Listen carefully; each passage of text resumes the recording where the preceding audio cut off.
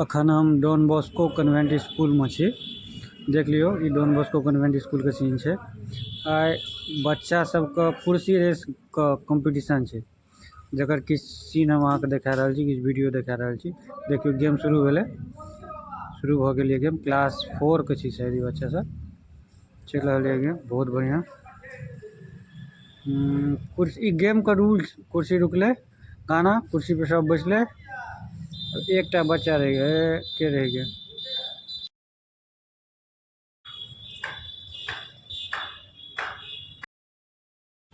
Don Bosco convent school Jhanjharpur का सबसे बड़का स्कूल में से एक है, जे 2010 में एफिलिएशन जरा प्राप्त भेल दिल्ली गवर्नमेंट से, और 2014 में 12 का एफिलिएशन प्राप्त भेल। झंझारपुर अनुमंडल का एकमात्र स्कूल जे दिल्ली गवर्नमेंट से एफिलिएटेड है 12 तक।